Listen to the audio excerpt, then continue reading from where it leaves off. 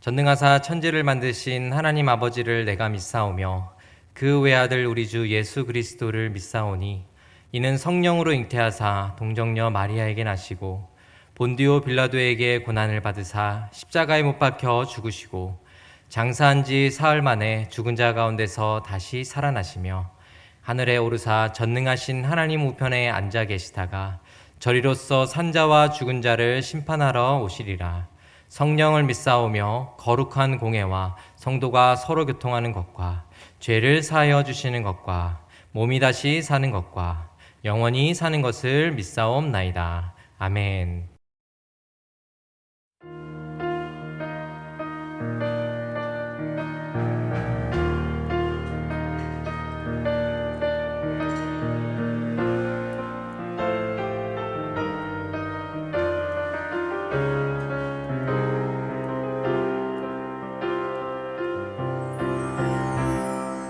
우리는 주의 움직이는 교회, 이곳은 주님을 위한 자리.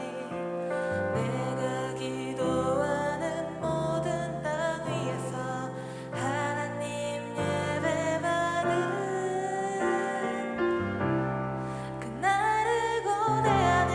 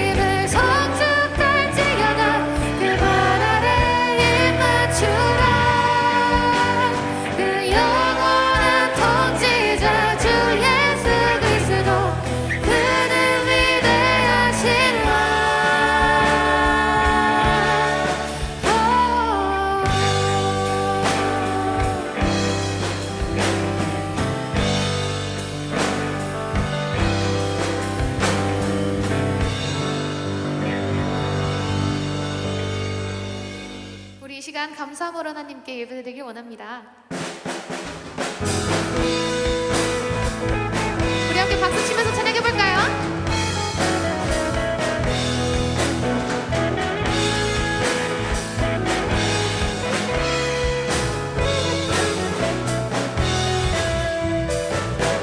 여호와를 즐거이 불러 기쁨으로 주께 나가리.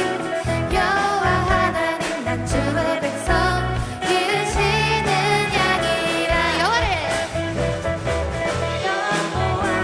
즐거이 불러 기쁨으로 주께 나가리. 여호와 하나님 난 주의 백성 기르시는 양이라. 감사함으로 주를 높이며 그 문에 들어가서 찬송함으로 그 이름을 송축할지. 다시 한번 감사함으로 감사함으로 주를 높이며 그 문에 들어가서 찬송함으로 그 이름을 송축할지어다. 여호와를 즐거이 불러 기쁨으로 기쁨으로 주께 나가리. 여호와 하나님 난 주의 백성 기르시는 양이라. 다시 한번 여호와를 즐거이 불러 기쁨으로 주께 나가리. 여호와 하나님 난 주의 백성 기르시는 양이라. 감사함으로 주를 높이며 그 문에 들어가서 찬송함으로 그 이름을 송축할지어다. 다시 한번 감사함으로 주를 높이며 그 문에 들어가서 찬송함으로 그 이름을 송축할지어다. 주의 선함과 인자하심이 주의 선함과 인자하심이 영원하고 주의 성실하심이 대대에 미치리로다. 감사함으로 주를 높이며 그 문에 들어가서 찬송함으로 그 이름을 송축하리. 더 큰 목소리로 함께 찬양합시다. 감사함으로 주를 높이며 그 문에 들어가서 찬송함으로 그 이름을 송축할지어다. 송축할지어다. 송축할지어다. 송축할지어다. 우리 하나님께 감사함으로 영광의 박수 올려드리도록 하겠습니다. 할렐루야.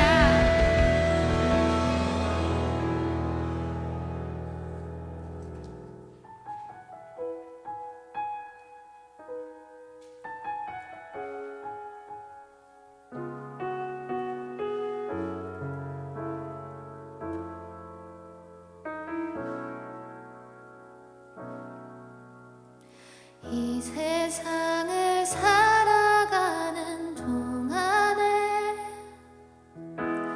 나의 힘을 의지할 수 없으니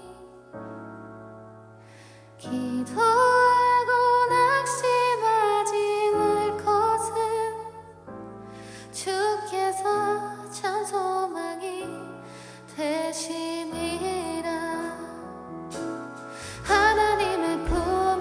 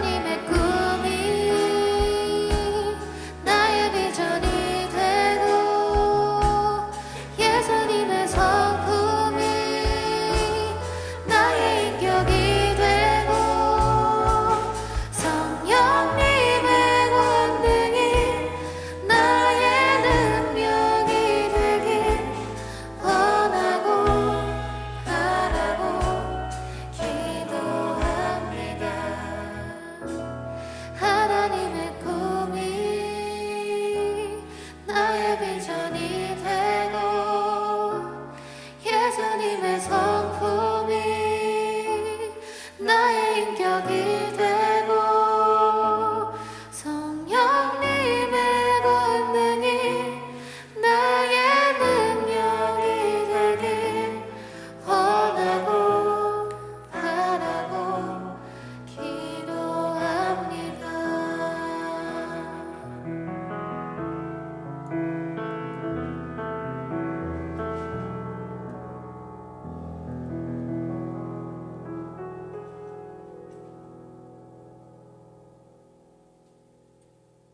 우리는 지난 시간에 강도사님을 통해서 은혜 언약에 대해서 좀 여러분들이 말씀을 들었죠. 아브라함에게 주신 하나님의 은혜가 무엇인지를 말씀해 주신 거예요. 하나님의 그 거룩함에는 도달할 수 없는 아브라함. 그러나 그 아브라함에게 하나님은 다가오셔서 주권적으로 아브라함에게 은혜를 주시고 아브라함과 언약을 맺으셨다라는 내용이죠. 자, 그 당시에 사용했던 방식이 있다고 했습니다. 그 당시에 시대에서 통용되는 그러한 계약의 방식을 사용하셨다라고 강도사님이 또한 말씀해 주셨죠. 그래서 그 아브라함과 하나님은 언약을 맺게 됩니다. 계약을 맺게 됩니다. 이것이 은혜의 언약인데요. 왜 은혜의 언약이라고 부르냐 하면, 자, 두 사람이 계약을 맺었을 때 사실 우리 상식적으로는 사람이 상대방이 지키지 않으면, 그 계약 내용을 지키지 않으면 그 사람이 그 위반에 대한 책임을 져야 합니다. 자, 이것이 우리가 세상을 살아감에 있어서 기본 중에 기본이고 상식 중에 상식이에요. 자, 그러나 하나님은 그러한 상식대로, 그러한 그 세상에서 흘러가는 그러한 세상을 살아가는 방식대로 하나님은 이것을 언약을 맺으신 것이 아니라, 하나님께서는 아브라함과 언약을 맺으실 때 하나님이 모두 이루겠다, 그 언약을 맺은 그 모든 내용들을 하나님이 이루시겠다라고 말씀하신 것이고, 그 아브라함이 지킬 수 없기 때문에 하나님께서는 아브라함에게 그 책임을 묻지 않으시고 하나님이 모두 책임지겠다, 계약의 내용에 있어서 지키지 않는다면 내가 책임지겠다 라고 말씀을 하신 것이죠. 실제로 하나님께서는 모든 것을 하실 수 있기 때문에 그 언약의 내용들을 모두 이루시겠다라는 그 의미로서 우리는 이해를 해야 되겠죠. 자, 이래서 이것을 은혜 언약이다라고 이야기하는 것입니다. 자, 여러분들은 은혜라고 했을 때 어떤 것을 먼저 떠올리게 되는지 모르겠어요. 자, 은혜라는 단어를 언제 사용하게 되나요? 좀 이런 예를 한번 좀 들어보면 좋을 것 같아요. 우리에게 너무나 과분한 그 무언가를 여러분들이 받았어요. 우리가 받았어요. 자, 그때 우리는 은혜라고 이야기를 하죠. 여러분이 너무나 좋아하는 이성이 있다라고 우리가 한번 좀 생각해 봅시다. 너무나 좋아하는데 그 이성은 너무나 완벽해. 그래서 우리가 감히 다가갈 수가 없어. 자, 그래서 우리는 먼 발치에서 바라볼 수밖에 없는 상대예요. 자, 이랬을 때 이성 친구가, 그 친구가 여러분에게 다가와서 나와 사귀자라고 이야기를 만약에 했다고 해봅시다. 자, 그때 여러분들의 마음은 어떨까요? 이것이 정말 나에게는 은혜다라고 이야기하지 않겠어요? 나는 너무나도 그 친구와 사귀고 싶은데 너무나 완벽하게 보여서 정말 사귀자고 이야기조차 못했던 그러한 그 친구에게 정말 그 고백을 받았다면 여러분들은 이것이 은혜라고 생각하지 않을까요? 또 그 친구가 고백할 수 있도록 옆에서 누군가 도와준 사람이 있다면 여러분은 그 도와준 사람에게 정말 이 은혜를 잊지 않겠습니다라고 우리는 이야기하지 않겠어요? 자, 이런 것이 어떻게 보면 은혜인 거죠. 우리에겐 너무나도 과분하게 느껴지고 우리가 그것을 받을 만한 자격이 없다라고 느꼈을 때, 정말 그러한 위치에 있을 때 우리가 받았다라고 하면 그것은 은혜다, 은혜로 받은 것이다, 우리는 이야기를 합니다. 자, 우리에게는 은혜 언약밖에 없어요. 다른 언약이 없습니다. 왜냐하면 우리에게는 우리 스스로를 구원할 수 있는 능력이 전혀 없기 때문이죠. 자, 그런 상황에서 우리에게 구원의 길을 주셨다, 우리가 구원받을 수 있는 길을 열어주셨다라는 것에 있어서 이것은 하나님이 우리에게 주신 은혜이고, 자, 그것을 우리가 하나님과 사람이 맺은, 아브라함과 맺은 그 언약을 은혜의 언약이라고 이야기를 하는 것입니다. 자, 근데 오늘의 주제는 구속 언약이에요. 그래서 은혜의 언약은 어떻게 하면 좀 이해를 할 것 같아요. 은혜를 받은 것이다, 우리에겐 자격 없는데 은혜로 받은 것이기 때문에 은혜의 언약이다 라고 우리는 이해를 하고 있죠. 자, 근데 그럼 구속 언약은 대체 무엇이냐라고 우리는 또 다시 질문해 보겠죠. 자, 이것이 좀 어렵게 느껴지는 이유는 신학적인 용어이기 때문이죠. 자, 우리가 먼저 좀 이것을 조금 그래도 쉽게 이해하고자 하려면 무엇을 먼저 생각해야 하냐면 그것을 누가 맺은 것이냐, 그 언약의 대상이 누구냐, 그 언약의 당사자가 누구냐라는 것이 중요합니다. 자, 은혜의 언약은 누구와 맺은 언약인가요? 하나님과 사람 사이에 맺은 언약입니다. 자, 그렇다면 구속 언약은 무엇일까요? 삼위 하나님이 당사자가 되어 맺은 언약을 이야기하는 것이죠. 자, 삼위 하나님이라면 누구를 이야기하나요? 성부 하나님, 성자 하나님, 그다음에 성령 하나님을 이야기하죠. 자, 그 사이에는 사람이 들어갈 수가 없는 거죠. 그 구속 언약 사이에는 사람이 들어갈 수 없습니다. 하나님, 삼위 하나님만이 그 안에서 그 언약을 맺었다. 어떻게 보면 협약을 맺었다. 계획하였고 이것을 실행하자라고 그 세 분의 하나님께서 그 연합하여 그것을 하나로 정말 실행하셨다라고 이야기하는 것이죠. 자, 성경에는 삼위 하나님께서 언약을 맺었다라는 표현은 없어요. 자, 그러나 성부 하나님, 성자 하나님 사이에 구속에 관하여 일들을 계획하고 실행하셨다라는 것을 우리가 알 수가 있습니다. 자, 요한복음 17장 3절과 4절입니다. 제가 읽어드리겠습니다. 자, 영생은 곧 유일하신 참 하나님과 그가 보내신 자 예수 그리스도를 아는 것이니이다. 아버지께서 내게 하라고 주신 일을 내가 이루어 아버지를 이 세상에서 영화롭게 하였사오니, 이렇게 말씀하고 있습니다. 자, 예수님께서는 이미 이 땅에 오시기 전부터, 태초부터 이미 성부 하나님이 구속을 계획하셨고, 그 다음에 성자 하나님은 구속을 실행하시기 위하여 오셨다라고 이야기하시는 거죠. 자, 그래서 성령 하나님은 그 이후에 구속 언약을 적용하시는 분으로서 또한 오셔서 우리가 그 말씀을 듣고 그리스도를 믿음으로 구원받을 수 있는 일들을 할 수 있도록 적용해 주셨다라고 우리는 이해하면 되겠습니다. 자, 데살로니가 후서 2장 13절에 이런 말씀이 있습니다. 자, 하나님이 처음부터 너희를 택하사 성령에 거룩하게 하심과 진리를 믿음으로 구원을 받게 하심이니. 자, 하나님께서 진리를 믿을 수 있도록 구원받게 하시도록 하셨다. 그것이 어떻게 되냐면 성령에 거룩하게 하심, 그죠? 그리고 진리를 믿음, 이것으로 우리 구원받게 하셨다, 이렇게 이야기를 하고 있습니다. 이렇게 삼위 하나님께서 우리를 구속하실, 그리고 구원하실, 영원한 생명을 주실 계획을 세우셨다. 그 다음에 실행에 옮기셨다. 그 다음에 그것을 구속하시기 위하여 세 분이 언약을 맺으셨다, 약속하셨다. 이것을 구속 언약이다라고 우리는 그 용어를 사용하여 표현하고 있는 것입니다. 자, 우리의 죄를 속하고 구원하시기 위한 하나님의 구속 언약에도 조건이 있어요. 자, 반드시 지켜져야 하는 요구 조건이 있습니다. 자, 그것은 몇 가지일까요? 세 가지입니다. 세 가지. 자, 첫 번째는 뭐냐면 인류의 일원이 되어야 돼요. 자, 성자 하나님께서 그 일들을 실행하시는데 인류의 일원이 되셔야만 한다라는 겁니다. 자, 첫 아담. 자, 불순종하였죠. 에덴 동산에서 하나님의 명령에 불순종하였습니다. 자, 이렇게 첫 아담이 불순종하여 세상에 죄가 들어왔죠. 자, 사람의 범죄로 인한 죽음의 대가는 인류의 일원이 되지 않고서는 그 하나님이 그 문제들을 해결해 주실 수가 없는 거죠. 자, 사람이 범한 죄에 대하여 성자 하나님께서는 인류의 일원으로 오셔야만 그 일들을 해결해 주실 수가 있는 것이었습니다. 자, 그래서 시간과 공간을 초월하시는 그 하나님께서 시간과 공간의 제약을 받으시고 인간의 연약성을 취하셔야만 했습니다. 자, 인간의 죄를 대신하기 위해서는 인간의 연약성을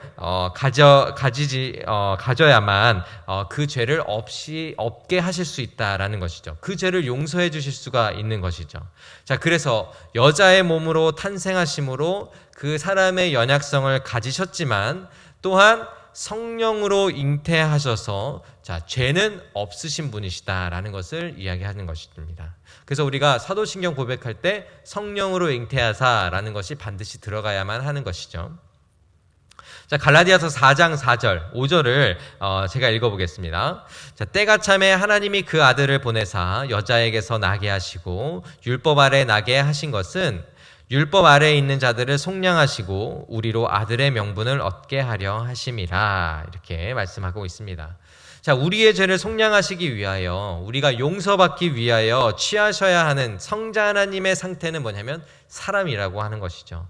죄 없는 사람이어야만 한다라는 것입니다. 자, 그래서 인간의 연약성을 가지셨음을 우리가 또한 어떻게 알 수가 있나요? 그냥 하나님으로 그냥 오신 거냐? 또 사람으로도 오신 거냐? 그러니까 완전한 하나님, 완전한 사람으로 오신 것이 맞냐라고 했을 때 우리가 한 가지 좀 예를 들어본다면 이런 것들이 있죠. 예수님은 금식 기도를 하시고 마치신 후에 사탄의 시험을 받으시죠. 자, 여러분들도 읽어본 적이 있을 거예요. 배고프신 상태에서 그 금식 기도를 하신 후에 얼마나 배고프셨겠어요? 자, 배고프신 상태에서 돌을 떡이 되게 하여 먹어라 라고 하는 그 사탄의 유혹, 그리고 높은 곳에서 뛰어내리면 천사가 너를 구원할 것이다, 구호해 줄 것이다 라고 하는 사탄의 유혹, 그리고 사탄인 그 자신에게 절하면 세상을 주겠다라고 하는 그 사탄의 시험.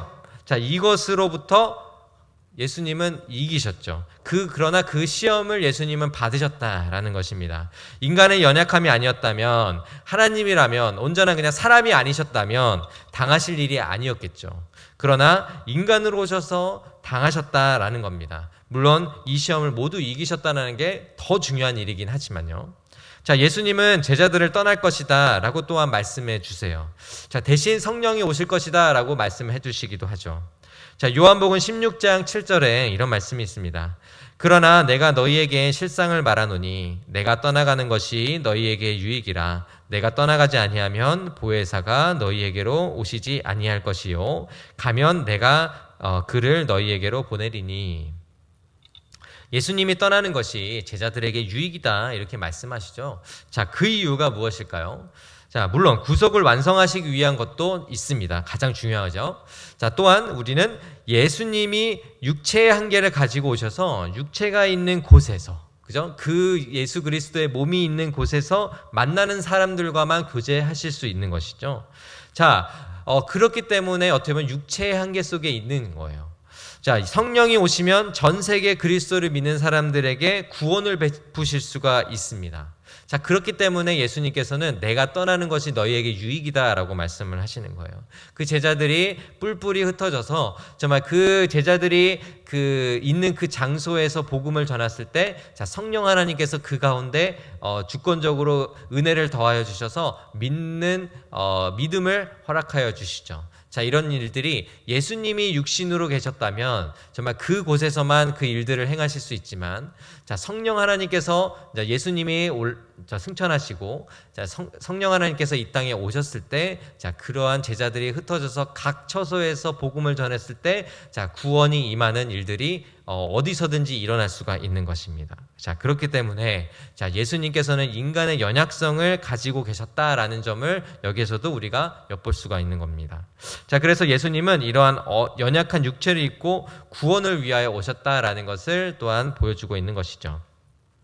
자, 두 번째로는 성자 하나님, 우리 예수님이죠. 성자 하나님은 자신을 율법 아래 두셔야만 했습니다. 자, 성자 하나님은 율법에서 우월하신 분임에도 불구하고, 자, 세상에 사람으로 오셨습니다. 율법 아래로 오신 거예요. 자, 우리를 구속하시기 위하여 예수님께서 율법을 만족시키셔야만 하는 것이죠. 자, 왜냐하면 우리가 율법을 만족시킬 수 없는 존재이기 때문이다. 우리가 율법을 완전히 지킬 수 없는 존재이기 때문입니다. 율법을 만족시킬 능력도 없기 때문입니다. 절대 그럴 수 없겠지만, 자, 예수님도 율법을 지키지 못한다면 우리를 구원하실 수가 없는 거죠. 하지만 예수님은 율법을 완전히 100% 만족시키셨습니다. 어떻게 그것을 알 수가 있나요? 자, 마태복음 5장 17절의 말씀을 우리가 한번 보겠습니다. 자, 내가 율법이나 선지자를 폐하려 온 줄로 생각하지 말라. 폐하려 온 것이 아니요 온전하게 하려 함이라. 자, 예수님이 오신 것은 율법을 없애려고 온 것이 아니다라고 말씀하시죠. 예수님이 오신 것은 율법을 지키지 않고도 구원받을 수 있게 하기 위해 온 것이 아니다라고 말씀하시는 겁니다. 예수님이 오신 것은 율법을 완전히 완성하러 오는 것이다 라고 말씀하고 있습니다. 이 세상에 율법을 100% 지킬 수 있는 사람이 없어요. 자, 예수님밖에 없습니다. 자, 이것이 우리 죄에 대한 값을 지불하시는 것이고, 정말 우리는 율법의 의를 이룰 수 없는 존재이지만, 자, 예수 그리스도는 이것을 모두 100% 이루셨기 때문에 우리는 예수 그리스도의 의를 의존하여 우리는 살아갈 수 있게 되고, 또한 우리가 율법을 지킬 수 없는 존재이지만 그런 능력이 없는 존재이지만 정말 우리는 예수 그리스도의 의를 의존하여 정말 그 말씀을 지키려 하고 정말 성령 하나님께서는 그 말씀을 지키도록 우리를 도와주시는 그 능력을 우리가 힘입어 살아가는 것이죠. 자, 예수 그리스도께서는 율법에 대한 불순종으로 인한 죄가 없기에 정말 우리의 죄를 대신 지실 수 있는 것입니다. 자, 예수님, 우리 여러분은 예수 그리스도께서 십자가상에서 죽으시기 전에 하신 말씀이 무엇인지 여러분들은 기억하고 있나요? 자, 너무나도 짧은 말씀이죠. 다 이루었다. 이렇게 말씀하십니다. 자, 구속 언약을 모두 이루셨다라는 것을 말씀하시는 거예요. 삼위 하나님께서 사람을 구원하시기 위하여 성자 하나님을 이 땅에 보내셨는데, 자, 그 성자 하나님을 믿는 예수 그리스도를 믿는 자에게 구원을 주시는 그 모든 계획들을 완전히 이루었다라고 예수님께서 십자가에서 죽으시기 전에 말씀하셨던 것입니다. 자, 이것으로 그리스도의 의는 완전하였고, 자, 그 다음에 우리의 죄는 그에게 전가되어 우리는 용서를 받게 된 것이고, 그 다음에 그리스도의 의가 우리의 의가 되게 하여 우리는 구원받게 된 것입니다. 자, 이것이 바로 정말 예수 그리스도께서 율법 아래 오심으로써 정말 우리에게 의를 주시는 그 일들을 행하셨다는 것을 정말 그 의미가 구속 언약 속에 담겨 있다라는 것을 여러분들이 기억하기를 바랍니다. 자, 세 번째는 성령 하나님이 그리스도의 공로의 결과로 우리 삶에서 열매로 나타나게 해주신다라는 것입니다. 자, 예수 그리스도께서 인간의 연약성을 취하셨죠. 그래서 이 땅에 오셨습니다. 그래서 스스로 그 율법을 완전히 이루셨습니다. 자, 그리스도의 그 완전한 의가 믿는 자인 우리에게 의로서 의가 되게 해주셨습니다. 자, 이것을 그리스도의 공로라고 우리는 이야기하는데요. 그리스도의 공로를 성령 하나님은 우리에게 적용해 주신다라는 겁니다. 그 삶에서 열매로 나타나게 해주신다라는 겁니다. 자, 완전한 죄사함과 거룩한 삶을 드리는 신자에게서 그러한 변화를 나타내게 해주신다라는 것입니다. 성령께서 하시는 일들이 그러한 것이다라고 이야기하는 겁니다. 자, 고린도전서 12장 3절에 이런 말씀이 있습니다. 그러므로 내가 너희에게 알리노니 하나님의 영으로 말하는 자는 누구든지 예수를 저주할 자라 하지 아니하고 또 성령으로 아니하고는 누구든지 예수를 주시라 할 수 없느니라. 자, 우리가 주목할 것은 그 뒷부분이에요. 어디냐면 성령으로 아니하고는 누구든지 예수를 주시라 할 수 없느니라. 예수 그리스도께서 인간의 연약함을 입으시고 또한 그 가운데서 완전한 순종, 완전한 의를 이루셨어요. 그죠? 율법을 완성하심으로써 그 다음에 다 이루셨다라고 말씀하심으로써 그 구속을 다 이루셨는데 이것이 구속 언약의 필수 요건인데, 자, 여기에 더하여서 성령 하나님은 그 구속 언약에 따라서 무엇을 행하시냐면 믿는 자들로 하여금 예수를 주라 믿게 하는 일들을 행하신다라는 겁니다. 자, 이것이 또한 구속 언약의 필수 요건이라는 겁니다. 자, 예수님께서 다 하셨어요. 그죠? 십자가에 달려 죽으심으로 우리의 죄를, 그리고 그리스도의 의가 우리의 의가 되게 해 주셨습니다. 그래서 예수님을 우리가 주님으로 고백하고 믿고 따르게 된다면 그것은 구속의 언약으로 이제 믿고 따르지 않는다면 구속의 언약으로서 이루어진 것이 아니겠죠. 하지만 성령 하나님께서 우리로 하여금 그 그리스도를 믿고 고백하게 하심으로써 우리는 말씀에 따라 의를 따라 살아가게 되고 우리는 그 구속의 언약에 따라 성령 하나님께서 우리에게 적용하여 그 열매를 맺게 해주신 결과이다라는 것을 우리가 알 수가 있습니다. 자, 여러분도 예수님을 주님으로 고백하고 믿고 따르고 앞으로도 예수님을 부인하지 않고 따라가기를 원하고 있다. 여러분들 그 마음이 너무나도 크다. 지금도 여전히 가지고 주님께 나아가기를 소망하며 지금 살아가고 있다라고 하는 친구들이 있다면, 그러면 그것은 무엇의 결과냐면 성령 하나님께서 구속 언약을 적용하여 주심으로써 우리 삶에서 맺어진 열매이다라고 우리는 믿어야 되겠습니다. 자, 오늘 함께 나눈 구속 언약은 우리에게 구원을 주시기 위하여 삼위 하나님이 계획하시고 또한 실행에 옮기시고 그 다음에 적용하시는 일들이다라고 이야기를 했어요. 자, 성자 하나님을 보내주셔서 사람의 죄를 해결해 주셨죠. 자, 그래서 성자 하나님은 인간의 그러기 위하여 인간의 연약함을 취하셨습니다. 우리와 같이 유혹을 받으시기도 하셨죠. 하지만 유혹을 이기셨습니다. 그죠? 완전히 율법을 이루셨습니다. 자, 그래서 그리스도께서는 그 의로우심으로 우리에게 나타내 주시고, 또한 죄가 없으신 그리스도께서는 우리의 죄에 대한 값을 십자가에서 대신 지불하여 주셨습니다. 자, 이로써 우리는 그리스도의 의를 입은 존재가 되었다라고 우리는 고백하게 되는 것이죠.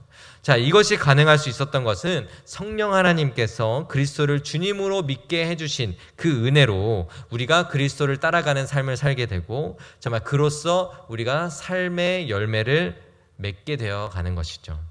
자, 우리는 그리스도의 그러한 십자가가 정말 매우 단순한 것처럼도 보이기도 하지만 또 그렇다고 해서 그냥 단순하지만은 않습니다. 자, 믿으면 구원받는 것은 분명해요. 그것은 진리입니다. 자, 그리스도는 우리의 죄를 대속하기 위해 시간과 공간을 초월하신 분이시고, 자, 그분이 시공간으로 들어오셔서 여러 가지의 제약을 받으셨다.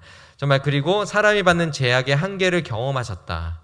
그러는 중에도 그리스도는 우리를 구원하시기 위해 율법을 완전히 이루시고 정말 우리를 구원해 주셨다라는 것을 우리가 또한 기억해야 된다는 점을 여러분들이 유념하기를 원합니다. 삼위 하나님은 구속의 언약 안에서 이루셨지만 우리는 그것이 은혜인 것이죠. 우리에게는 그냥 주어진 것이죠. 우리에게는 선물로 주어진 것입니다. 왜냐하면 하나님께서는 우리를 구원하실 계획과 작정, 실행을 하지 않으셨다면 정말 우리에게는 결코 구원이 있을 수 없기 때문이죠. 그래서 우리는 매일매일, 매주, 매년 그리스도를 생각할 때마다 정말 우리는 은혜로 구원받았음을 고백하고 감사하며 살아가기를 주님의 이름으로 축복합니다. 이때 우리에게 주어진 복음이 얼마나 값진 것인지를 날마다 깨달아가면서 정말 우리가 구속 언약으로 우리가 은혜를 입은 거구나, 그 삼위 하나님의 구속 언약이 우리에게는 은혜로 온 것이구나라는 것을 우리가 날마다 생각하면서 우리가 그리스도께 감사하고 그리스도께 찬양하는 그런 삶을 올려드리기를 주님의 이름으로 축복합니다. 기도하겠습니다. 하나님 아버지 감사합니다. 정말 우리 삼위 하나님의 구속 언약으로 인하여 정말 우리가 하나님의 은혜를 입었고 우리가 정말 스스로 의의를 나타낼 수 없는 존재였지만 그리스도께서 시공간으로 들어오셔서 사람의 연약성을 가지시고 또한 그 안에서 율법을 완전히 이루심으로써 그리스도의 의의가 우리의 의의가 되었음을 믿음으로 고백합니다. 하나님, 그 의를 잊고 살아가는 우리가 정말 성령 하나님의 열매로 또한 성령 하나님의 역사로 우리가 삶의 열매를 맺으며 살아가게 되었는데 하나님, 그것을 날마다 우리가 기억하면서 그리스도께 영광을 올려드리고 또한 그리스도께 모든 것들을 감사하고 또한 그리스도를 위하여 살아가겠노라고 우리가 고백하며 나아가는 우리 중고등부 친구들 될 수 있도록 주님께서 축복하여 주옵소서. 이 모든 말씀 예수님의 이름으로 기도드립니다. 아멘.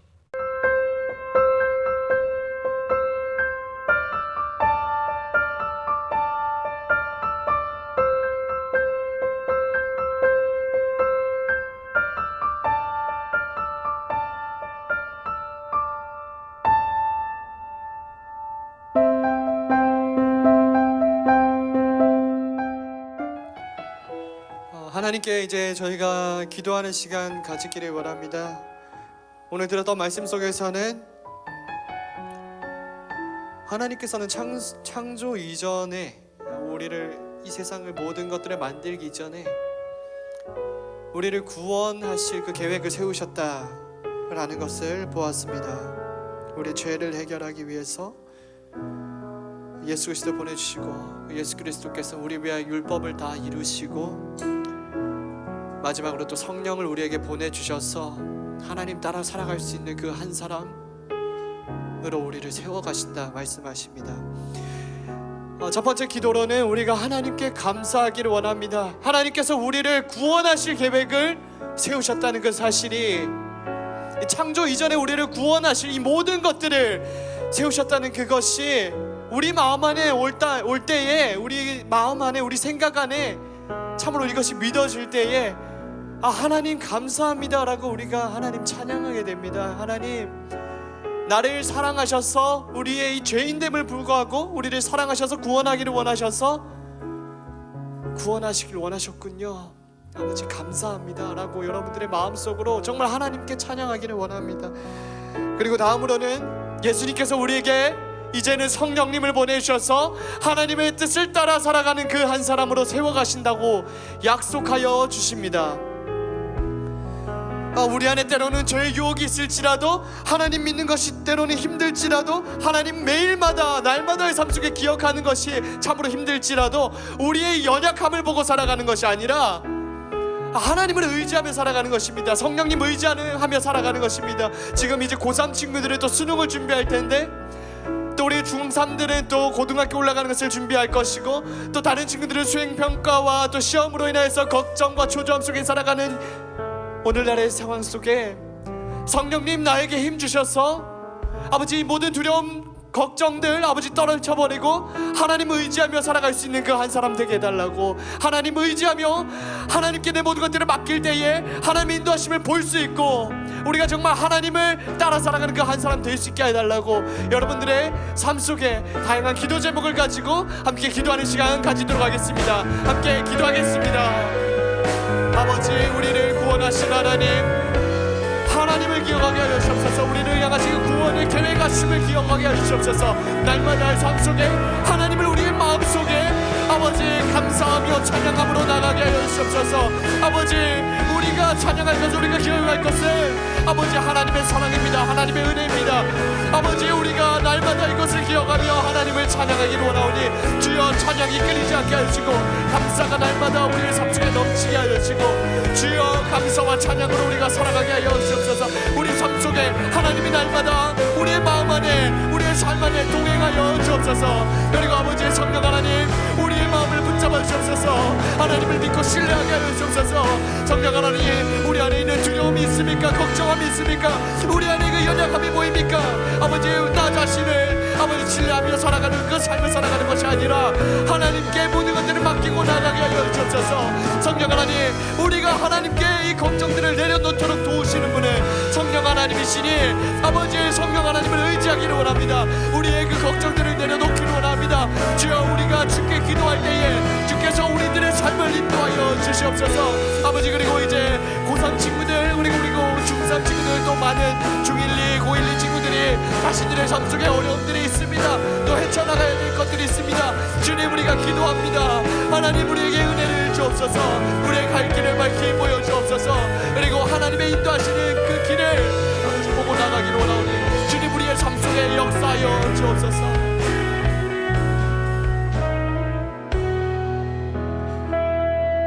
하나님, 코로나의 시기 가운데에 우리의 삶에 불평이 있을 수도 있고 불만이 있을 수도 있지만 그 모든 것들을 초월하여 하나님께서 우리를 향하여 구원을 베푸신다는 그 약속을 기억하게 하여 주옵소서.